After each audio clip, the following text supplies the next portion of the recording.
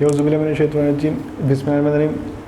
अस्सलाम वालेकुम स्टूडेंट्स। ये हम क्लास 10 का साइंस ग्रुप का मैथ करेंगे, जिसमें हमने ऑलरेडी एक्सरसाइज नंबर 5.3 तक कंप्लीट किया था। अब नेक्स्ट आगे 5.4 से स्टार्ट करते हैं। लेकिन 5.4 स्टार्ट करने से पहले आपको कुछ डेफिनेशंस का पता होना चाहिए।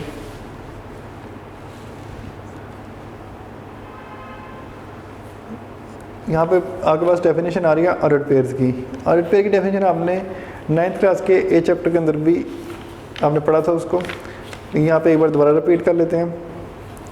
इसमें हमने पढ़ा था कि ऑर्डर्ड पेयर वो होता है जिसमें नंबर्स को स्पेसिफिक ऑर्डर में लिखा जाता है और ये प्लेन के अंदर होते हैं numbers.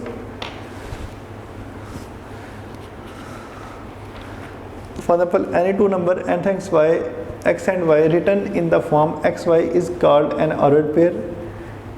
In an ordered pair x y, the order of number is important. मतलब ऑर्डर यहाँ पे इंपॉर्टेंट हो सकता है, चूँकि x y में हमेशा पहले x को लिखा जाता है और फिर हमेशा y को। x is the first coordinate and y is the second coordinate. मतलब फॉर एग्जांपल ये अगर प्लेन है कोई x y प्लेन, ये x एक्सिस होता है और ये y एक्सिस। इसमें फॉर एग्जांपल अगर एक पॉइंट लिया आपने तो ये वाला जो सा डिस्टेंस है ये उसका y होगा और ये डिस्टेंस जो है वो x होगा। इसलिए हमेशा पहले x को लिखा जाता है फिर y को। अगर आप इसको इस तरह लिखेंगे y(x) तो ये गलत हो जाएगा, इस तरह नहीं लिख सकते आप। तो ऑर्डर पेयर ऐसे पेयर होते हैं जिनमें x y को स्पेसिफिक ऑर्डर में लिखा जा सकता है। ठीक है, आमतौर पे x y is not equal to y(x), क्योंकि ये मतलब डिफरेंट चीज़ें हैं। क्योंकि अगर आप x y फॉर एग्जाम्पल अगर आप 2 3 लिखेंगे तो ये इक्वल नहीं हो सकता 3 2 के, क्योंकि ऑर्डर्ड पेयर है और ऑर्डर्ड पेयर के अंदर हमेशा ऑर्डर को आपने ज़हन में रखना है। ये एक ही सूरत में मतलब पॉसिबल है कि अगर जो y है वो यहाँ पे मतलब इसके इक्वल हो जाए, या आप कह सकते हैं कि एक ही सूरत में मतलब पॉसिबल है।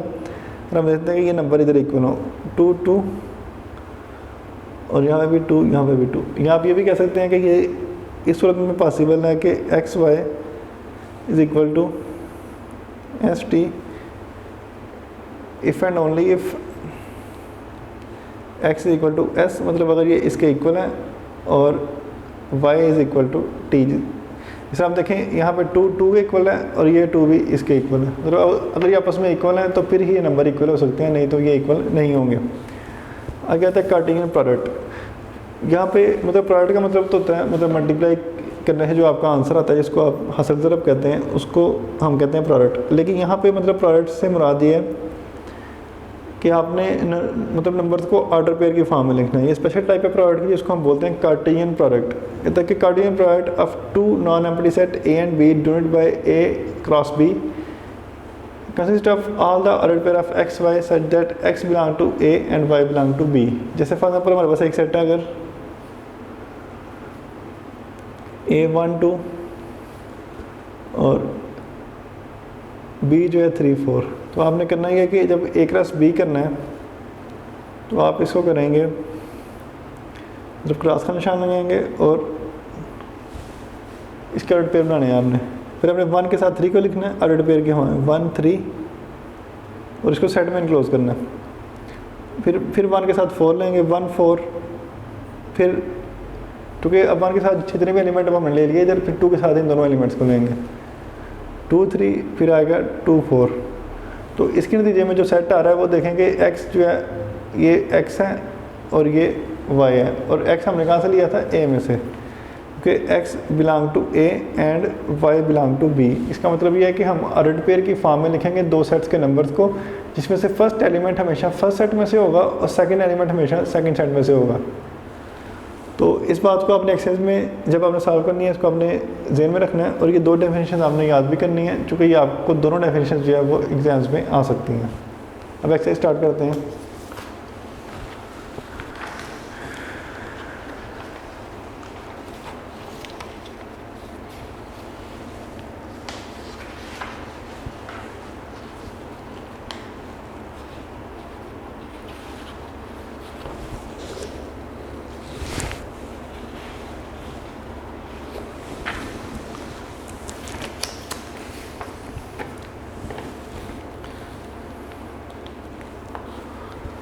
यहाँ पे आप देख सकते हैं एक्सरसाइज 5.4 का ये क्वेश्चन नंबर 1 है।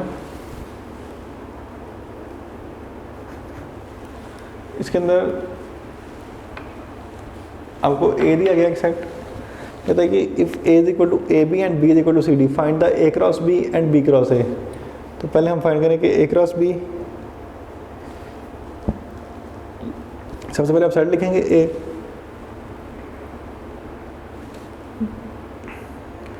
फिर उसके बाद सेट बी। ए क्रॉस बी में पहले आपने ए के साथ बी के सारे एलिमेंट लिखने हैं, फिर बी के साथ सारे एलिमेंट जो कि सेट बी के हैं। फिर देखें ए है, इसके साथ सी, फिर ए इसके साथ डी, फिर बी है इसके साथ सी, फिर आगे बी के साथ डी। ये आगे ए क्रॉस बी के एलिमेंट, फिर आगे करेंगे बी क्रॉस ए। इसमें हमारे पास पहले आएंगे एलिमेंट बी के जो कि सी और डी, इसका हम क्लास लेंगे ए के साथ जो कि साथ ए एंड बी।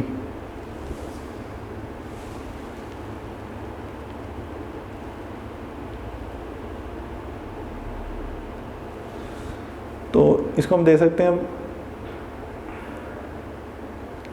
सी को ए के साथ, फिर आगे सी को बी के साथ, फिर आगे डी को ए के साथ, फिर आगे डी को बी के साथ।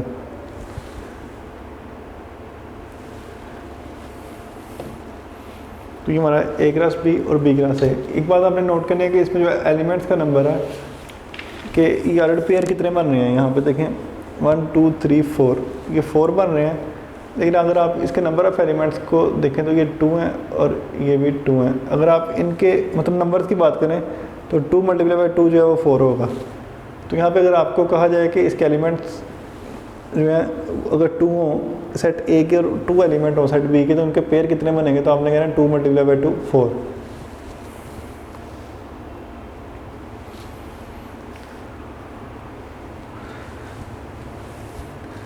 आगे आपके पास सेट है 0 4 0 2 4 और b इज इक्वल टू 1 3।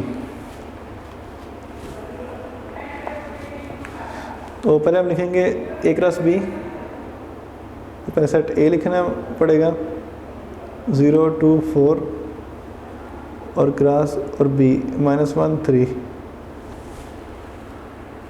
इसमें जब आप करेंगे तो पहले 0 को मल्टीप्लाई करेंगे -1 से, फिर 0 को मल्टीप्लाई करेंगे 3 से। इसमें मैं मतलब मल्टीप्लिकेशन दूसरी नहीं होगी, पेयर की फॉर्म में लिखना होगा। मतलब मल्टीप्लाई जिस तरह हम ऑर्डनरी मल्टीप्लिकेशन करते हैं वैसा नहीं करना।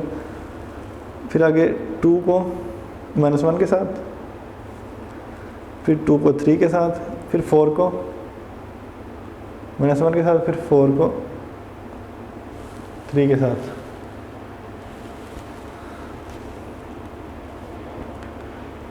ये हमने ए क्रॉस बी का फाइंड कर लिया, बी क्रॉस ए का करते हैं। उसके पहले हमें बी को लिखना पड़ेगा जो कि -1 और 3 के इक्वल है। उसको क्रॉस फिर ए इक्वल है 0 2 4 के। इसलिए पहले जो इसका एलिमेंट है मतलब -1, इसके साथ लेंगे बी के सारे एलिमेंट्स को। जैसे फॉर एग्जाम्पल -1 0, फिर आगे से -1 के साथ 2, फिर -1 4, फिर आगे 3 0, 3 2 और 3 4। ये आ गया हमारा बी क्रॉस ए का। आगे से उसने बोला था ए क्रॉस ए भी करना फाइंड।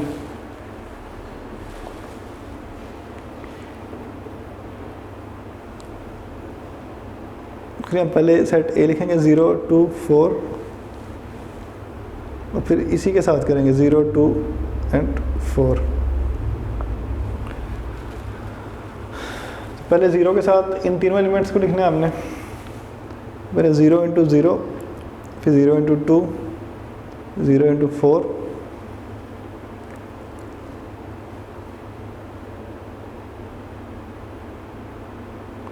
फिर आगे से 2 इंटू 0, 2 इंटू 2, 2 इंटू 4, फिर आगे से 4 को इन तीनों के साथ लिखना है हमने। तो 4 0 4 2 4 4, ये आ गया मेरे पास A क्रॉस A का। अब लास्ट में रह गया B क्रॉस B।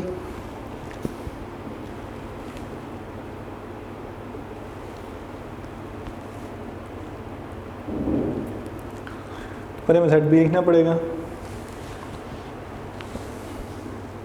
जो कि इक्वल है -1 3, इसका क्रॉस लेना आपने -1 और 3 के साथ।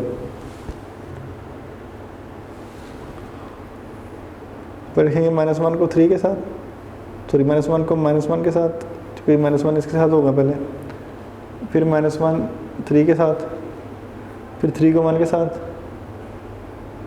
फिर 3 को 3 के साथ। तो ये कटिंग प्रोडक्ट आ गया B क्रॉस B का भी।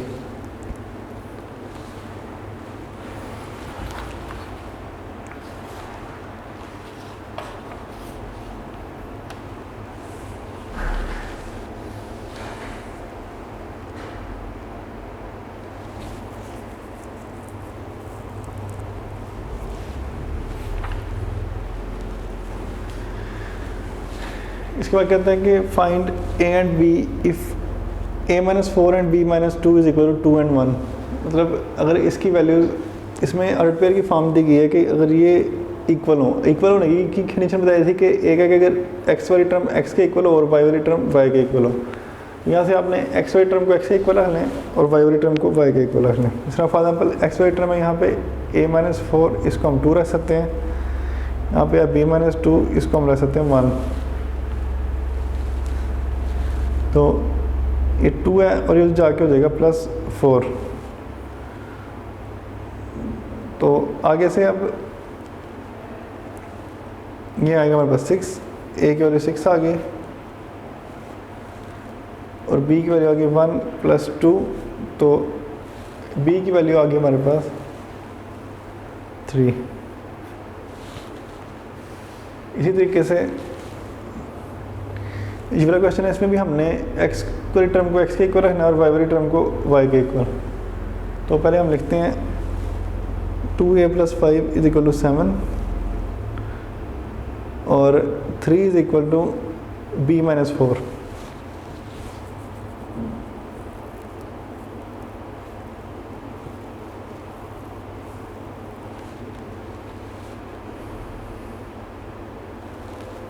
तो इसके लिए क्या अब हम कर सकते हैं, 2a इज इक्वल टू 7 - 5, तो 2a इज इक्वल टू 2 और a इज इक्वल टू 2/2, ये कैंसिल हो गया। a की वैल्यू आ गई हमारे पास 1।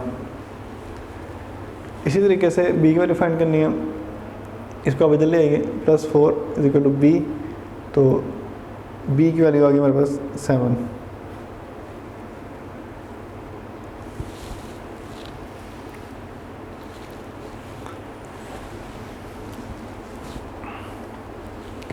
अब नेक्स्ट है 3 - 2b and B-1 and A-7 and 2b + 5। इसमें भी हमने x वाली टर्म को x के इक्वल, y को y के इक्वल रखेंगे। तो 3 - 2a is equal to A-7, तो B-1 is equal to 2b + 5।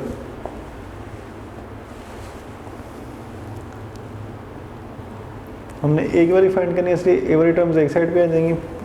यहाँ पे आएगा माइनस से, ये -7 और ये -3 आ गए।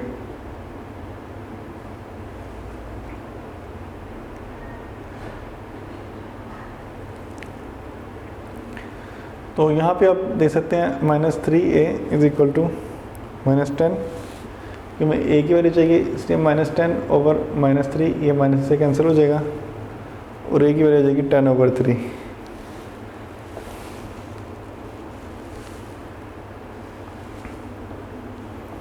आगे b की वैल्यू फाइंड करेंगे, उसके लिए b इधर रहेगा और ये -2b इधर आ जाएगा और 5 जाके +1 हो जाएगा। से -b इज इक्वल टू 6, तो b इज इक्वल टू -6।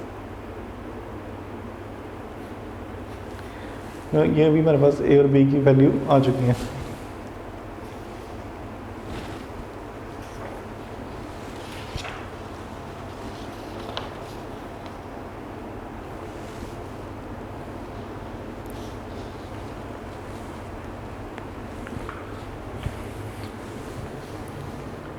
आगे जी, ये हमारे पास क्वेश्चन नंबर 4 है। कहता है find the set X and Y if X cross Y is equal to A into A, B into A, C and A and D and ए।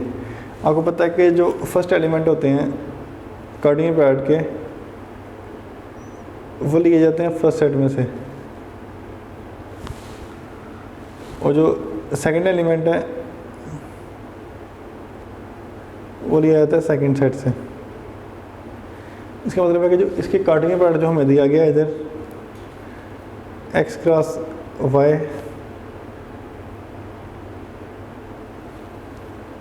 उसके जो यहाँ पर आप देख सकते हैं प्रोडक्ट मतलब एलिमेंट्स हैं, वो ए, बी ए, सी ए और डी ए।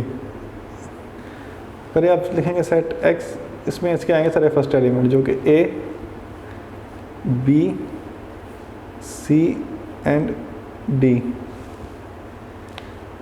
उसके बाद जो सेट वाई है वो इक्वल होगा सेकेंड एलिमेंट के। सेकेंड एलिमेंट्स कौन से हैं? ए एंड ए। उस सेट में कोई भी एलिमेंट रिपीट नहीं होता, ये सेकेंड एलिमेंट सिर्फ ए ही मौजूद है। तो यहाँ से हमारे पास सेट एक्स और वाई दोनों आ चुके हैं। इसमें देखिए क्वेश्चन नंबर 5, इसमें कहता है कि यहाँ पे x equal to a b c and y equal to d e, find the number of elements in x y x and x। इसमें हम नंबर ऑफ एलिमेंट्स फाइंड करने का वही तरीका है कि पहले हम इसकी, वैसे भी आप मल्टीप्लाई कर सकते हैं लेकिन कार्टेशियन प्रोडक्ट फाइंड करके इसको साथ हम वेरीफाई भी कर देते हैं। तो फॉर एग्जाम्पल पहला था x क्रॉस y, तो हम यहाँ पे सेट लिख सकते हैं x जो कि इक्वल था ए बी सी, और इसका हमने क्रॉस करना है y के साथ जो कि इक्वल है डी ई के।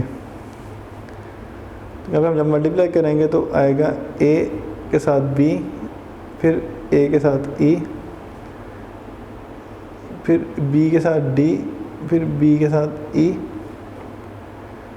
फिर c के साथ d और फिर c के साथ e। अब देखिए यहाँ पे जो एलिमेंट के सेट नंबर ऑफ एलिमेंट्स बन रहे हैं वो कितने हैं? 1 2 3 4 5 6। तो जिस तरह कि आपको उससे पहले बात की थी कि ये इक्वल होता है, इतने एलिमेंट इसके हैं 3 मल्टीप्लाई बाई 2 और ये इक्वल होगा 6 के। इसमें हमने कहना है कि 6 एलिमेंट्स होंगे।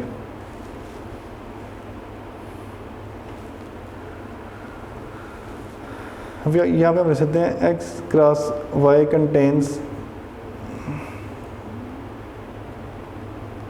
6 एलिमेंट्स। आगे था y क्रॉस x, तो इसके लिए पहले हम सेट y लिखेंगे पहले जो कि इक्वल है डी ई के, फिर इसका हमने क्रॉस लेना है x के साथ जो इक्वल है ए बी एंड सी के। जब हम इनको मल्टीप्लाई करेंगे मतलब कार्टेशियन प्रोडक्ट के तरीके से, तो डी ए, फिर डी के साथ b, फिर आगे d के साथ c, फिर आगे e के साथ a, फिर e के साथ b, फिर e के साथ c। यहाँ पे आप देख सकते हैं कि 1 2 3 4 5 6 7 सॉरी 1 2 3 4 5 6, तो 6 एलिमेंट्स हैं इसके। तो ये भी 2 multiply by 3 is equal to 6। तो हम कह सकते हैं कि x cross x contains 6 elements.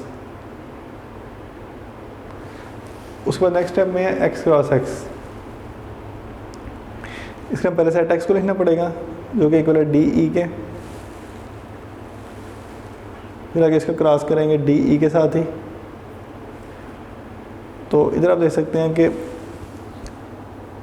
D को पहले डी के साथ, फिर डी को ई के साथ, फिर ई को डी के साथ और फिर ई को ई के साथ। यहाँ पे भी अगर आप देखा जाए तो 1 2 3 4 एलिमेंट्स, ये 2 मल्टीप्लाई बाई 2 4। तो इससे हम कहते हैं कि x cross x contains 4 elements. तो यहाँ पे हमारा क्वेश्चन नंबर 5 भी कंप्लीट हो चुके हैं। तो यहाँ पे हमारी एक्सरसाइज कंप्लीट हो गई है। एक्सरसाइज 5.4 इंशाल्लाह एक्सेस 5.5 करेंगे और मिसलेनियस एक्सेस 5 इंशाल्लाह कल ख़त्म करेंगे इसको। और ये आपने मतलब क्वेश्चन ज़रूर ट्राई कीजिएगा एक बार घर में। अल्लाह हाफिज़। वीडियो पसंद आई तो लाइक करें, अपनी राय कमेंट करें। ऐसे ही मजीद वीडियोस के लिए हमारा चैनल सब्सक्राइब करें और बेल का आइकन दबाएं ताकि आपको हर वीडियो का नोटिफिकेशन मिलता रहे।